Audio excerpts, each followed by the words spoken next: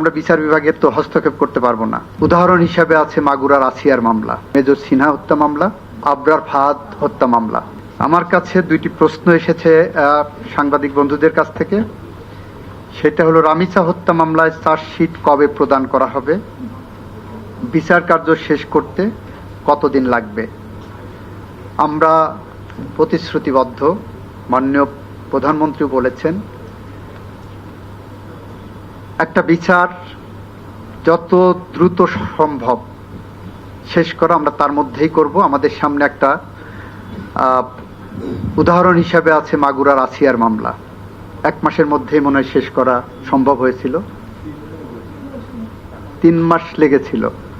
আমরা আশা করি অতদিন লাগার কথা না, ওটা সম্ভবত 1 মাস লেগেছিল।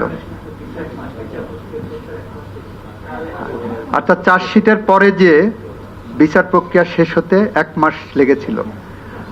আমাদের সামনে একটা উদাহরণ আছে, 1848 সালের একটা উদাহরণ আছে। 1848 সালের, আমি মামলাটার রেফারেন্স আপনাদেরকে বলি, 1 মিনিট যদি আমাকে বেয়ার করেন।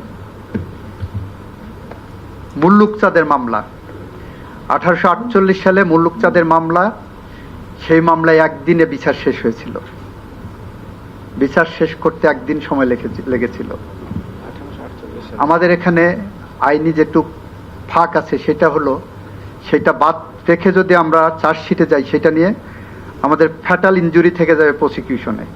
ডিএনএ না করে এই মামলায় যদি চার্জশিট দেয় পুলিশ, যে কেউ হয়তো বলতেই পারেন 164 হয়ে গেছে, এরপরে ডিএনএ কি আছে?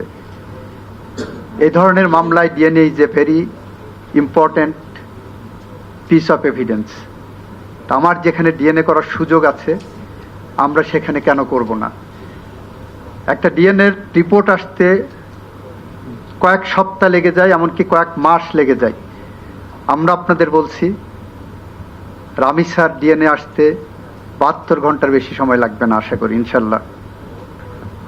আমাদের টপ প্রায়োরিটির মধ্যে এটা আছে। এবং ডিএনএ রিপোর্ট আসার সাথে সাথে 25 তারিখ থেকে সরকারি ছুটি। যদি আমরা ডিএনএ রিপোর্টটা তার আগে পেয়ে যাই, আমরা আশা করি তদন্ত যে গতিতে আগাচ্ছে, আমরা ঈদের আগে যদি চার্জশিটটা দিতে পারি, ঈদের পরপর আমরা বিচারিক প্রক্রিয়া শুরু করতে যা যা কর্মসূচি আছে সব কর্মসূচি গ্রহণ করে এই বিচারটাকে ত্বরান্বিত করার জন্য প্রসিকিউশনের পক্ষ থেকে যতটা ডিউ ডিলিজেন্স দেখানো সম্ভব,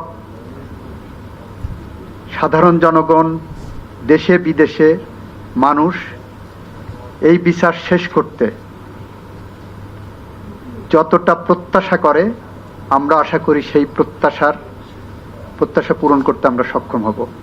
যদি আমরা কোনো ভুল পথে এগিয়ে যাই, আপনারা আমাদেরকে সমালোচনা করবেন, গাইড করবেন। আমাদের সেখানে কোনো রকম কার্পণ্য এখানে থাকবে না।